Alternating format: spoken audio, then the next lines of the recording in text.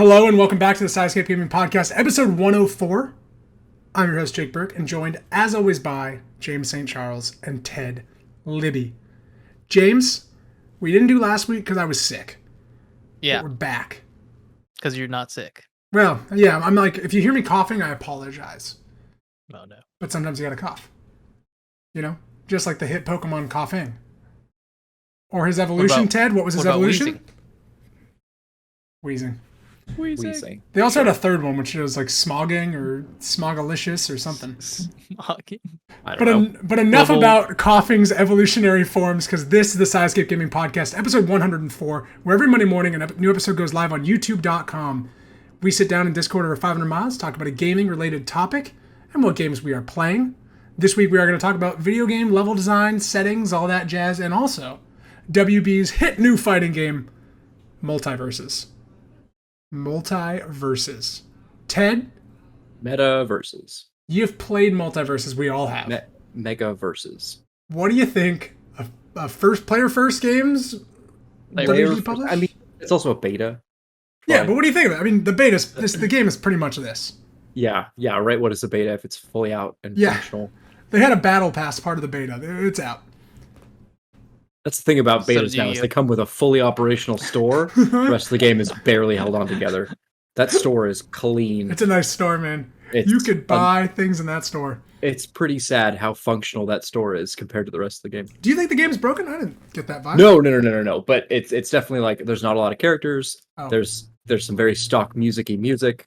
Yep. Little things like that, little UI touches. But then as soon as you click on that store, it just whoosh.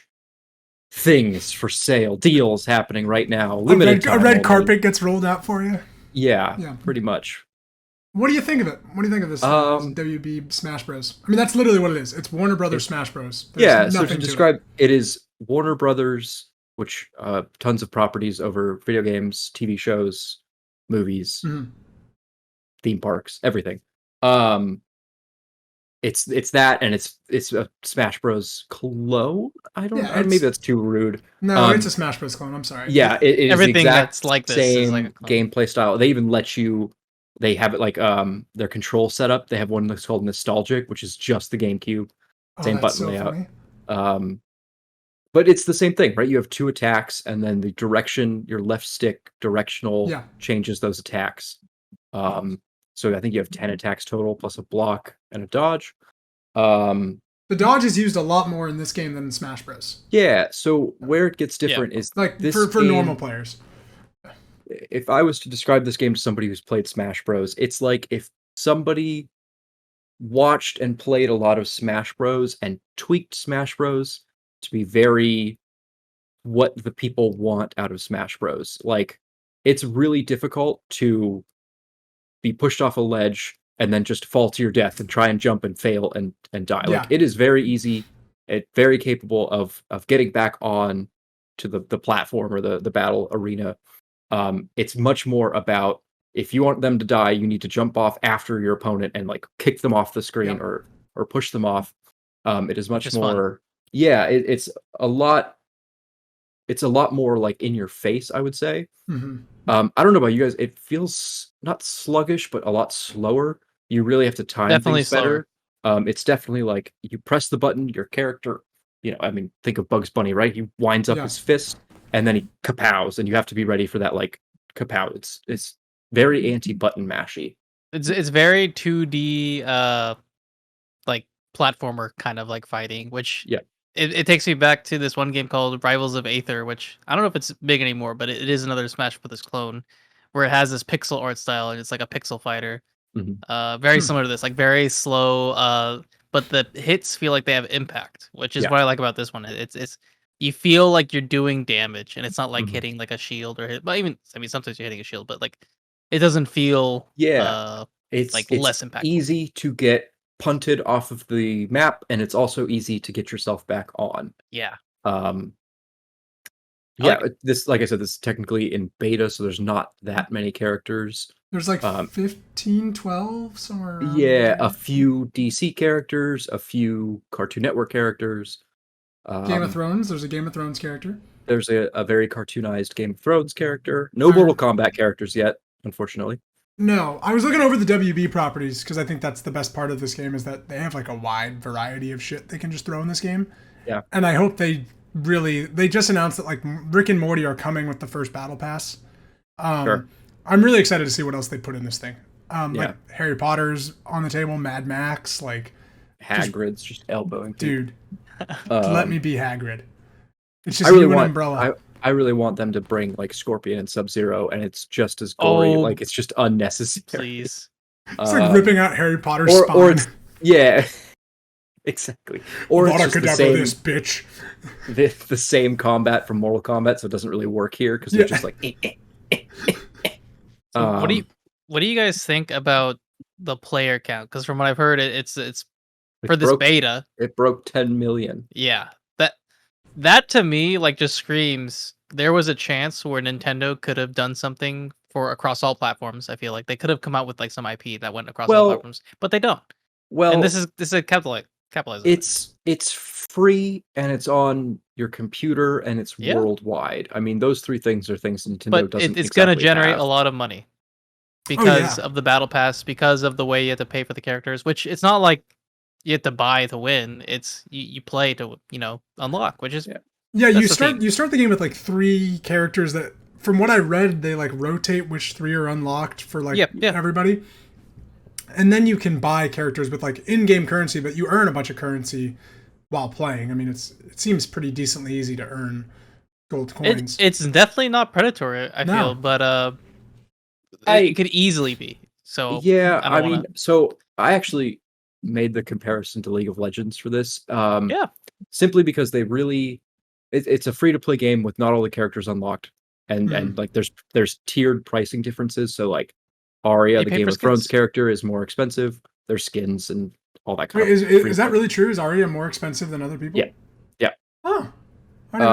So they are doing tiered, but also I would say that like if you click on not the tutorial, the move list for your character, like it gets deep quickly. It is just like blasts you with like every of your attacks has like a full text explaining exactly what it does with a video on how to do it, and then there's like hyperlinks to what these effects do. So it's like this effect knocks the opponent back and causes freezing, and then you can click on freezing and dive into what the freezing mechanic. So it gets really into like the stats, the mechanics, which Smash Bros does not do. On a surface level, yeah. No, yeah, on a surface level. Like, you have to really dig for that. Yeah, players get into it. You can go on like a website, but this really like the game.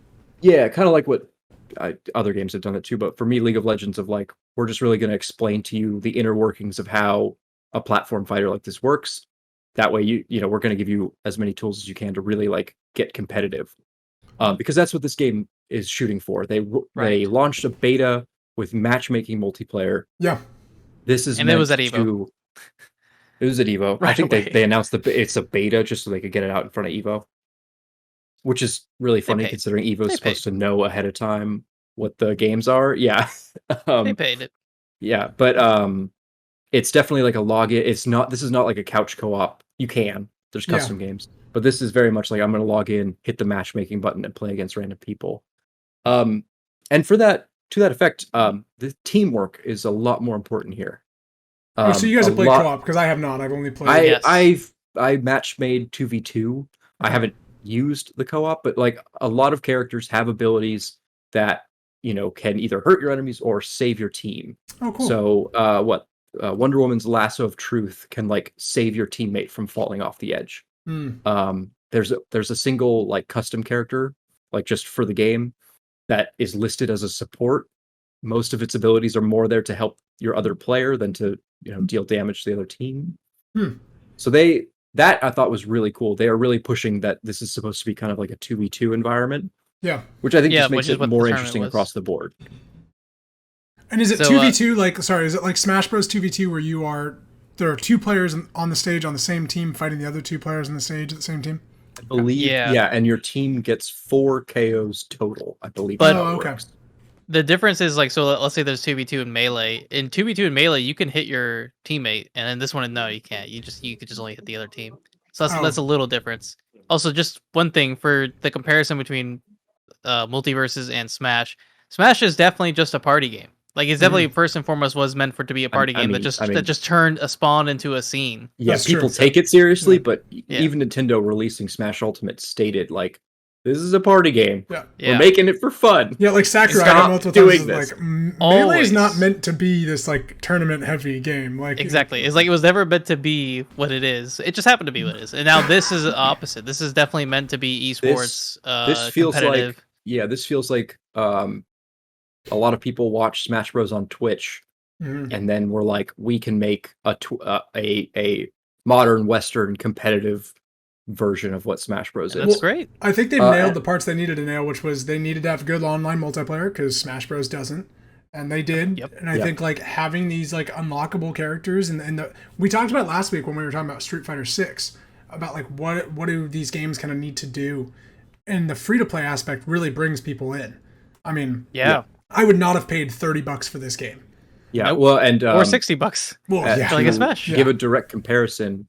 Nickelodeon's Smash Bros. Game came out with two very good critical success, and from what I understand, it's a mostly very good game.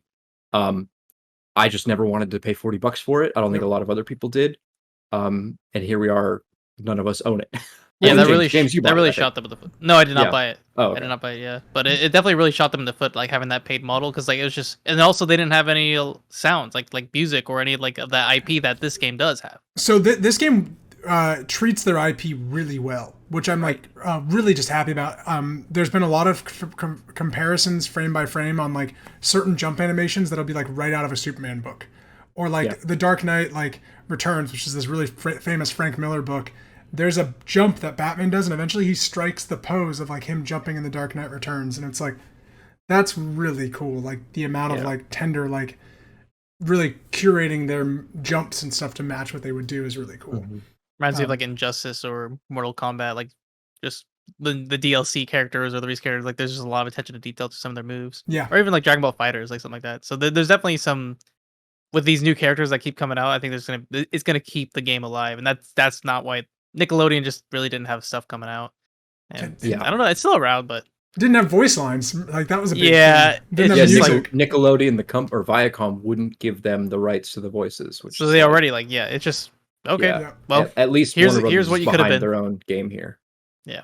Also, their treatment of Shaggy in this game, like how they did like basically the Mortal Kombatization of Shaggy.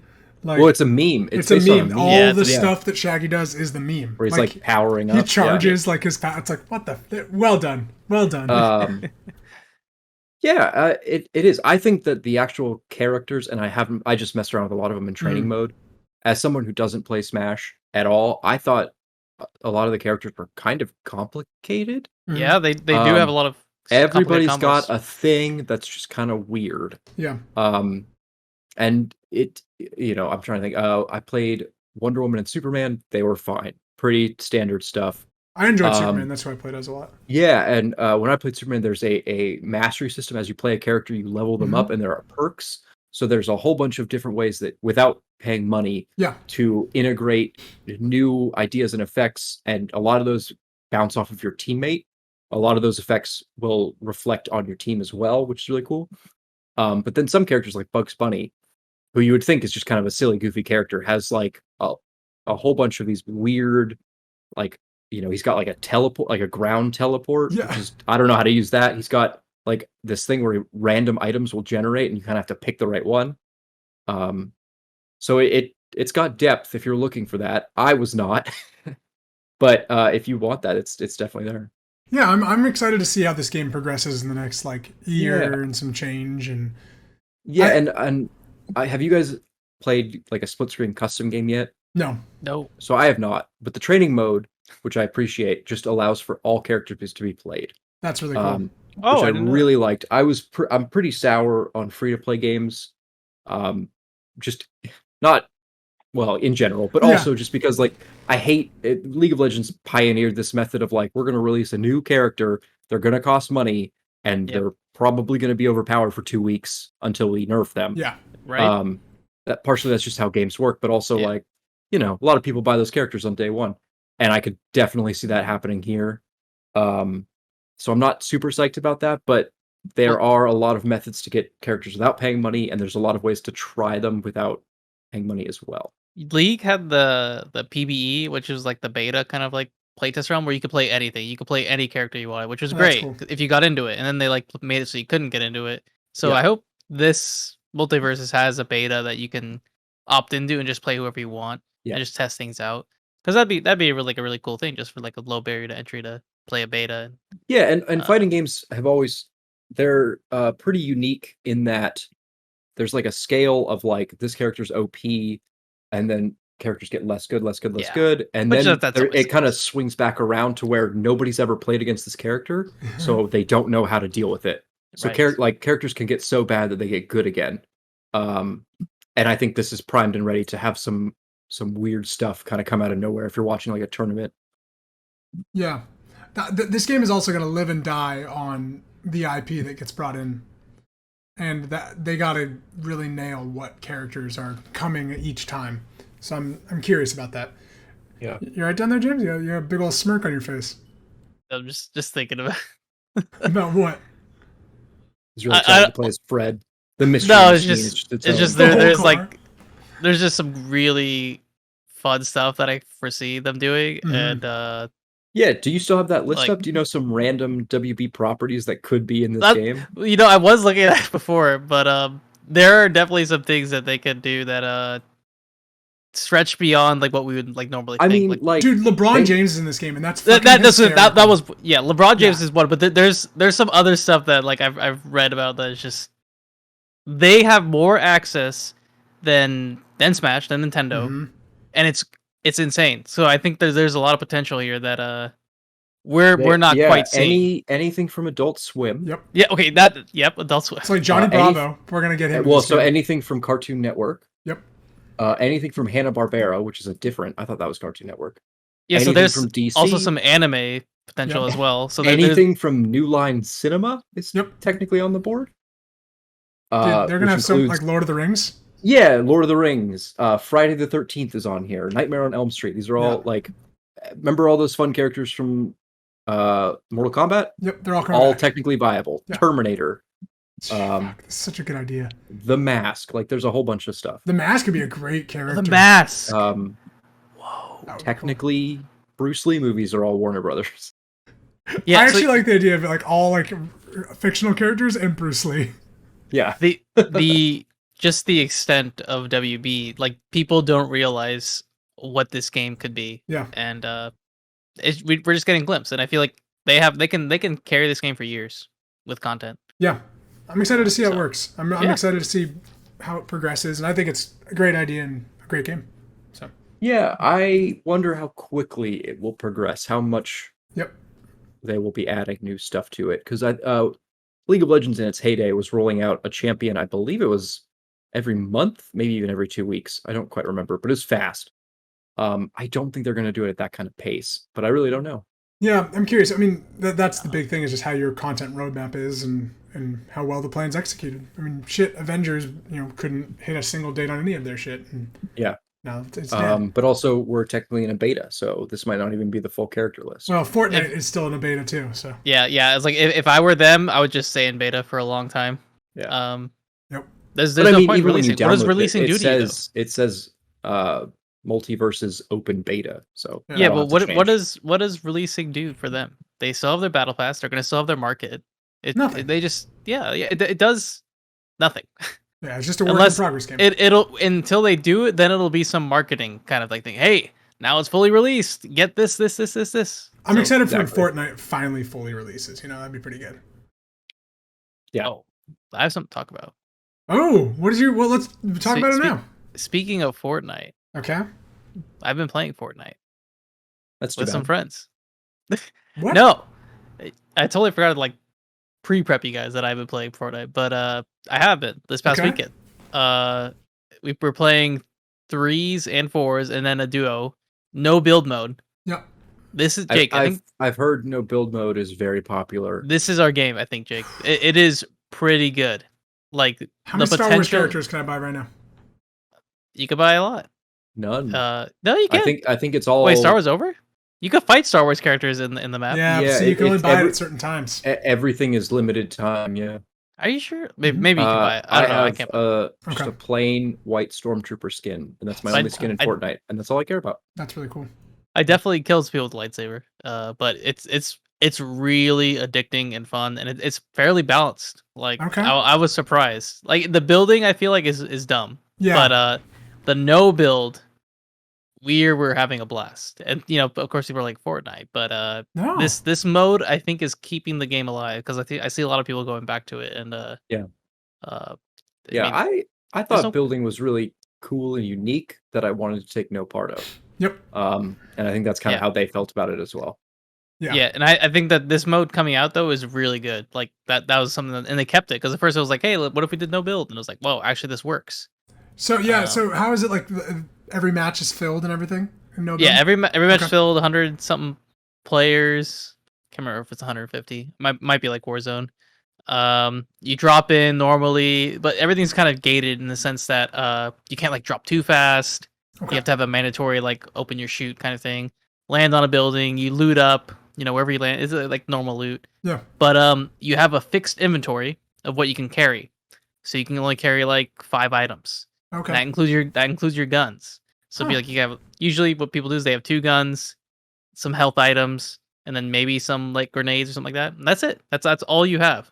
Oh, that's cool. And you go at it. So you're trying to get better items. You have like a uncommon, some green, some rares, some purple, and a gold. Yeah. And, they deal more damage. Like if you find it, it's just like that's like Apex, where you find a better like a yellow or something like that. And you just go around shooting. There's guns that do charge, which is dumb. The charge SMGs are the stupidest things ever. You have to hold it down and then it shoots. Yeah. Dumbest thing ever. But there's some really good snipers, and they're not too overpowered. Like the 50 cal sniper, you shoot it and it has like a 5-second cooldown until the next bullet. That's a really cool thing. Have you won any games? Yeah, I won a couple. All right. But they start you out low when you're low rank. Yeah. So definitely not like the top tier people, but we had some tough fights and it's fun. I'm down to try it, James. I'm down to jump in. Yeah, I was like, I think that's something that we should try just to get a little BR itch before the great new Warzone comes out. Can't wait for Warzone 2. But yeah, it was fun. It's like there's nothing to play. Yeah. So it's like something to do.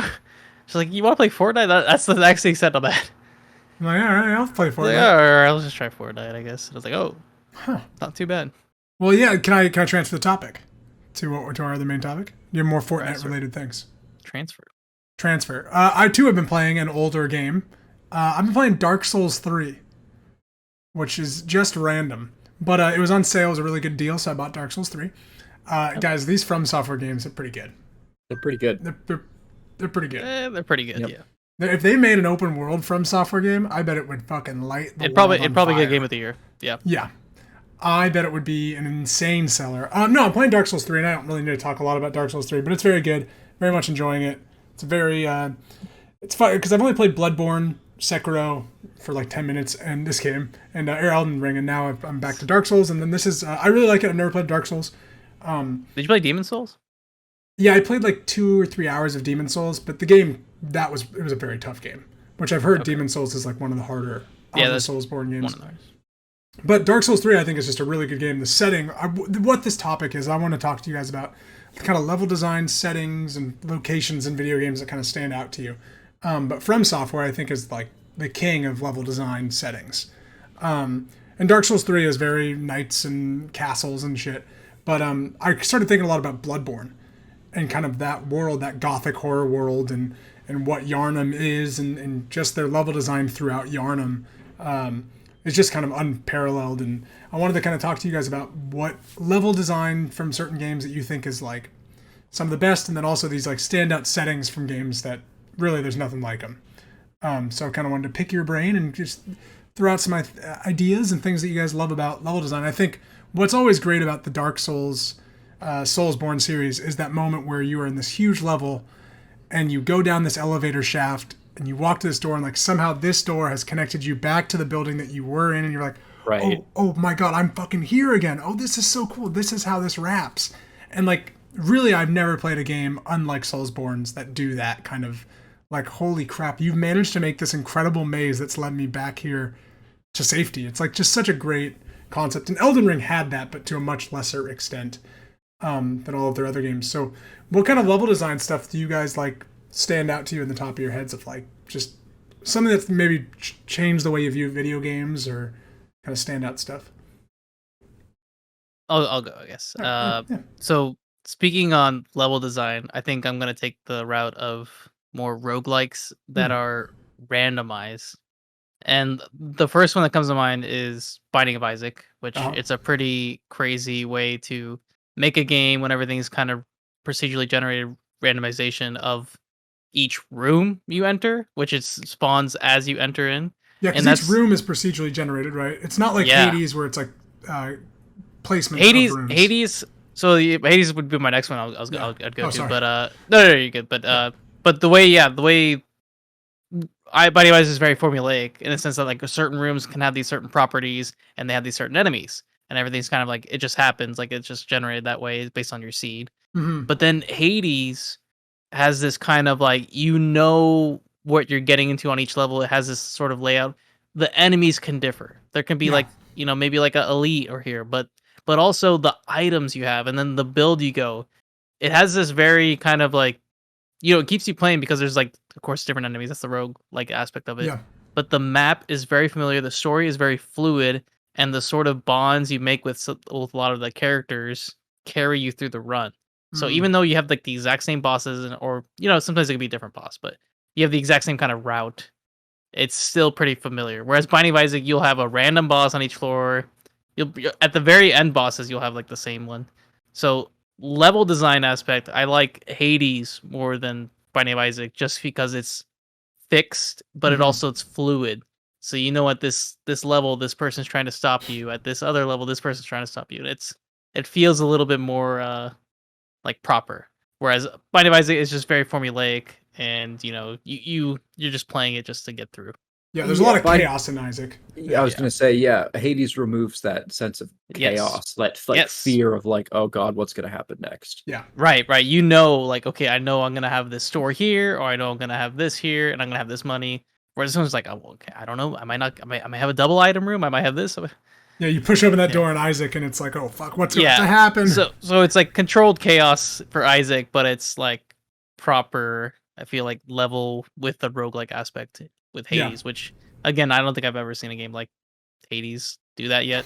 There's a bunch of roguelikes, and it's just nothing's touched it. Has there been like a roguelike that you've played, James, that has particularly like bad level design? Like that stands out? I feel like Dead Cells is awful for me. Interesting. Dead Cells does not have good level design. That's interesting. But maybe when I played it, it was not good. I just you played early access, right? Yeah, but I mean, I feel like it's not too much different. Yeah, Dead Cells is an interesting game. Yeah, it's just it's very much you rush through and you try and like find your way and port back somewhere and then go through. And that to me, if you have to get stuck and go around and to try and navigate through a level, that's poor level design.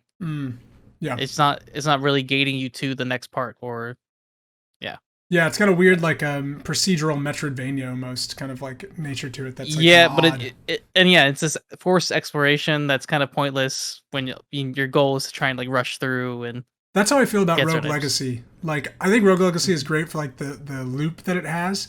Number 1 or number 2? They both kind of have the same issue. Okay. Of like that kind of weird exploration where you just hit a moment and you're like, oh, this is the end of that section. Okay, I'm gonna go check out this section now.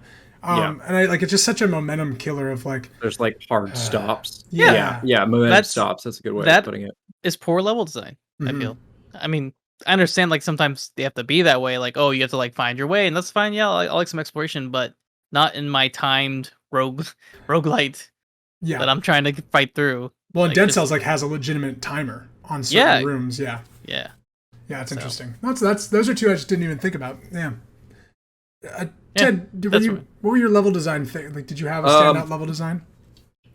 Yeah, but maybe not for the right reasons. But for the right reasons, I will say Arcane Studios, Dishonored strikes me. I went in much more of an aesthetic direction, which I think was not quite what you're talking about. We'll get to that portion. Yeah. But if you remember, Dishonored was the same map, and maybe it just struck me that their other one, the loop one, the loopy game, the loop Death game. Loop, yeah, the loop game, kind of does this too. But in Dishonored, what you did in the previous level, stealth or not stealth, would change how people would react to you in the next level. Guards would be on edge, or they'd be setting up turrets. It did not happen in Deathloop, because remember how bad the AI was in Deathloop when we first played it? But Deathloop, you could return to the same places at different times and things would be different. Yeah. And so to play with the pieces within a level, I thought was really cool. The first, I never played the second Dishonored. The first Dishonored, it did get a little bit predictable, but just the general idea I thought was very cool. Yeah. The second Dishonored does not come close to the first Dishonored. It's awful. That's so funny. You're like one of the only people that, like, I've never played them, so I have no idea. But like, the Dishonored 2 is held in such a high regard as like criminally underplayed, but perfect level design. Yeah. Well, can I spoil it for what? Like, the story is so bad because the antagonist has an actual strong case for doing what they're doing, and you as a protag are just doing something that really doesn't have too much like strong meaning against their like moral obligation.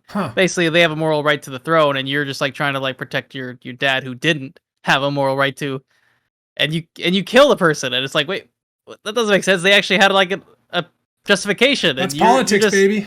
You're just some kid who, and so the actual Corvo, and then when you play because there's two, like you play as her, the daughter, or the Corvo. When you play as Corvo, it's just he's not as like gung ho as he was in the first one. The first one, he's like, they fucking wronged me. I'm gonna like come after them. And this one is just like, oh, I gotta help my daughter. This person's bad, and then he gets fucked. I just can't. Weird. It's just the story did not resonate with me. Great level design though. No. How was the clock tower thing or whatever, that one mansion that constantly moves around, and people like that one? Yeah, that was a cool one. Yeah, it had some moments, but then when you play as a girl, you can't like do all the teleport aspect. It's like you grab around. And I like to teleport around, and that was what made the first game really fun. You could teleport on top of a building, scout out your area. That's great level design. I think that's all it needed to be. Deathloop, just on that, Deathloop had great level design. Deathloop had insane level design. To Each, make that game. Yeah. Yeah, each map was like perfectly sized, of like felt big, but you also like knew it after like 4 or 5 runs through it. Are we getting Deathloop DLC? I don't know.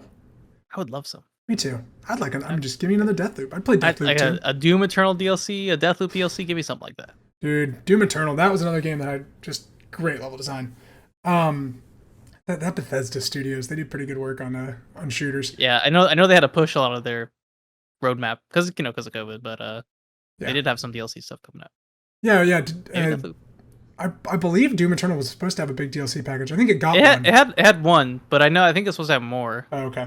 But it had one, and I think it was okay from what I heard. People liked it, but one of the things I wanted to talk about level design was just there's a few certain levels that like of a game that stand out in my head. The Call of Duty Modern Warfare, the first one, Call of Duty 4 Modern Warfare, but which level? The famous ghillie suit level. I love that level. To this day, I think it's just one of the great video game levels of all time. And it is just a very well designed level of how you sneak in and out, and it's very scripted, and you're supposed to feel that tension, but it is a great like just action level through a game. So I think that's just some standout, and especially in first person shooters where very rarely do you like have a greatly designed first person single player level. But yeah, it's got some of those, and then Portal 2, Portal, all of that is just so just stitched together. I played Portal 2 recently. Portal 1, when you're just like thinking this game is just a normal puzzle game, and it just turns the whole map upside down, you like go behind and figure out things aren't what they are. That's great level design right there. Oh yeah. Now pulling back out of this question of level design, settings. That's a huge part of games. What are some of your favorite settings from games? Witcher 3. Okay. That setting like really like immerses you in to this kind of land that is just flat in some cases, if that makes sense. Because usually when you like you think of a setting, you'll think of like Skyrim or something like that. Like, oh, Skyrim has all these mountains, but then you have Witcher who comes out here with just like a lot of little villages and creeks and meadows and these little like swamp lands, and it's just very immersive. And the music and environment. It's nails it perfectly. It's the exact perfect setting for The Witcher. Like it's great. I love It that. doesn't need to do anything too crazy, but it's just you feel like you're in some medieval village and that people are actually thinking this way or fighting this way or fighting against these different like demons or something. Because there's really only monsters. that one big city in The Witcher 3, right? Yeah. Yeah. Well, No, there's the Skellige has like the a Skellige decent has like a decent, but it's that one big ass city. I always forget the capital. Not like the Nilfgaard or. Yeah, because like Skyrim, all of those cities are pretty much the same size. Like, all the big cities are pretty much the same size. Still impressive for its it's time. pretty. Oh, It's pretty boilerplate when you look back on it. Yeah, you have to look. Yeah, you have to think about it. Where for the next Skyrim, like what could it be? Which it could be Starfield, but it's delayed because it's probably not fun. Yeah. The great setting of the best setting in all video games, and I'd stamp my stamp of approval on it, is Rapture. Oh, nice. Yeah, I wasn't thinking that. Yeah, BioShock Rapture specifically is just. I don't think there's like level design wise. It's looking back on it, it's got a lot of issues. But the actual setting of Rapture, man, there is nothing like it. Even to Underground this day. City. Yeah. Underwater. I would argue Underwater it could stand the test of time. I think so too. Like level design wise, I think it's not great. Yeah. There more modern games have done a lot more interesting, intuitive things, Mhm. but you get to pick your loadout pretty consistently, and there's a lot of customizability. There's a lot of openness, and like you got some stuff to do, go do it. Like all of the areas are little, but the things you do in those areas are pretty. That's a good point. Pretty well faceted. I guess with BioShock, I think of levels. I start to just think of the ending and how just really bad the ending of BioShock is. The ending is insane. Punts you towards the end, but no, Rapture as a place is definitely it overshadows all other immersive sims that I put on here. It's just Rapture's just so cool. Even like BioShock, I couldn't tell you the name of BioShock Infinite's Sky City. Or the Sky City. Columbia, that's it. Columbia. Which, great setting. But man, is it just not hold the candle to Rapture. Yeah. With the creepy people in the masks. I think it's a cool juxtaposition to what Rapture is. Like, hey, you have a city underwater, we have a city in the sky. Yeah, like a perfect utopia in the sky that's not all it seems, where it's just a dystopian shithole underwater. It's so cool. Yeah, man. BioShock definitely takes the cake. Yeah. I put other immersive sims on here. Like what? And they did not hold a candle. What else? What were some of your other runner-ups? Prey, the remake was amazing. I also put a couple others. They're not really immersive sims, but like Dead Space and Control. Those are very interesting, cool places. Control's a very cool setting.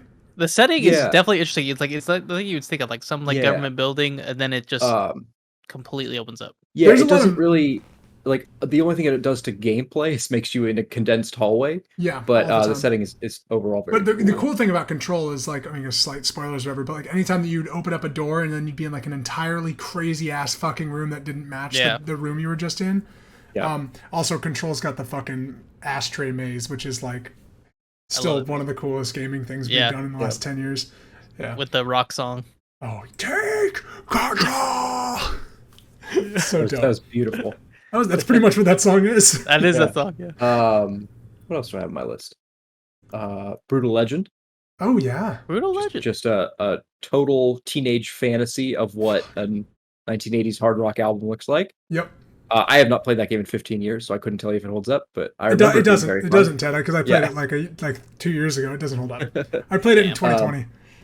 That game has a very interesting setting that just came right out of a vinyl rock cover. Ozzy Osbourne is featured so much in that game. It's like just magnificent. It's so great. And like he is like not even trying with his dialogue, but they're just like, we got fucking Ozzy Osbourne. Got Ozzy. I have two more. Far Cry 2, a game I talk about a lot. Yeah. Very cool. It's more cool because they built a really good engine to build like an engine that builds out like the landscape of an African country, and they kind of just use that really well. So it has less to do about any specific place or time, but more just like you could just be walking through a savanna field, and then there are some trees, and then the sun starts to set. And you're like, wow, this is actually very pretty, even though it's a 15-year-old game. Yeah. I think I remember them comparing either Far Cry 5 or Far Cry 4, one of those, and like showing the differences between that and Far Cry 2. And It was Far Cry 5 and 2, 2. yeah, 5 and 2, and 2 was beating it in every single aspect, like Yeah. how fire interacted with the environment, like all these little things. Yeah. And I was like, 2 was so good. It's Two something. was an engine first, and then they built a game around this really cool engine. But just like in Far Cry 2, a big part of that game is doing quests for people. Like you pick up a cell phone and they're like, go here. And it's boring. It's just drive from point A to point B, but you're just driving through like a really beautiful like African countryside, and you're like, all right. So that I would say is a very interesting setting. Yeah. My last option, which I'm sure nobody has played, is a game called Let It Die. Do you guys remember this? No. It's a Japanese game. It's a Japanese roguelike, but it plays like Dark Souls. What? It's ultimately, I would say it's not a very good game because it does become kind of a pay to win grind. Okay. But the setting is the stupidest, most amazing punk rock. Just I like the setting itself makes no sense. I think you are in an apocalyptic world, and then you, the person in the apocalyptic world, stick a VR headset on your face, and that's the actual game. It's a game within a game. I remember this game. Yeah, it's 2018. Wow. And the whole premise of the game is like you are a reanimated corpse in a subway system who has to fight through randomly procedurally generated Dark Souls levels up to the top to where the rich people live. It's insane. It's ridiculous. But it's just got a real like creative energy that I have not seen elsewhere in a game. It's so wacky and stupid. Never even heard of that.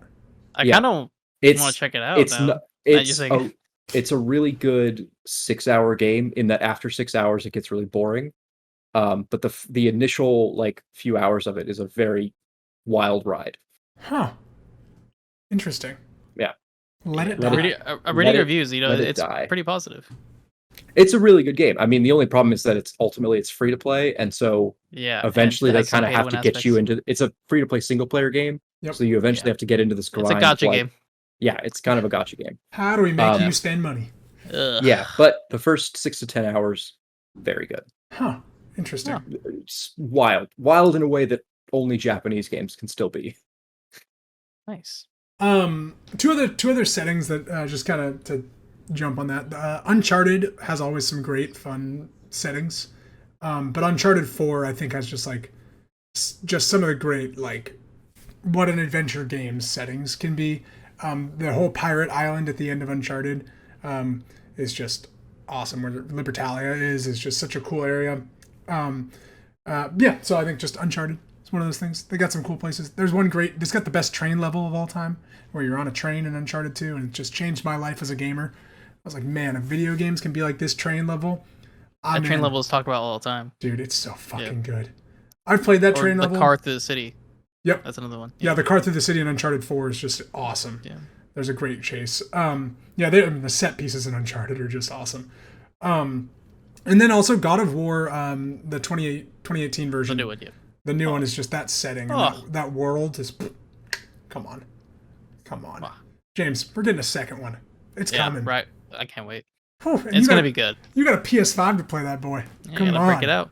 Can't wait. Can't wait for it. James, any other settings? You have any other things in your head? Like, I just... The settings that resonate with me are typically, like, Witcher. And when you think of, like... When I think of something, it would probably be Zelda as well. It would be another one. Like, that's a setting that just really, like, encapsulates. It's not, like, crazy in terms of like visuals and all that stuff, but the more you play and the more you get into it, the more you'll appreciate that this game that came out 2017 is the best game on the Switch and the best looking, and it's insane. It's so insane. That's still the best looking, and it's 2022, and that's still the best game, and it like I just always think about that in terms of another setting type. Jumping off that with Zelda is Wind Waker's setting is one of those that's just fantastic as well. Really nothing like Wind Waker. Not a lot of games you go to these small little islands. What's up? That's an Ocarina of Time setting as well? Yeah, that's a pretty impressive setting. But that's like every Zelda setting is Ocarina of Time now. I mean, but Ocarina of Time then. But Ocarina of Time then, man. Yeah, I rolled through those fields like no other.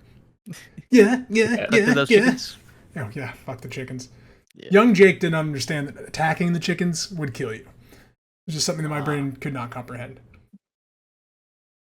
Still can't. Still trying to figure out those damn cuckoos or whatever they're called. Sea of Thieves. Oh yeah. Finally, They had a shout big out. update recently. In terms of making you feel like a little pirate in a little world. Very good setting. Ted, I want to play more of it. Do I have the game for you coming out called Skull and Bones? No. It's funny because those games were supposed to come out at the same time. And Skull and Bones got gutted and then remade.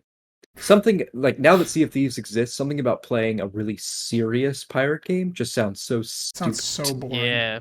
Like, and I'm sure everyone's working hard on that game. There will be a fan base who loves it. I don't mean to discredit a game before it comes out, but also just the idea of like, remember pirates? Well, we're gonna get hardcore, and you're like, no, pirates are goofy. Yeah, we don't. People like those like pirate movies because of characters like Jack Sparrow. So yeah, who's those popular pirates? Jack Sparrow, the least serious pirate of all time. Yeah, like pirates are silly. Like just let's have fun with it. Yeah.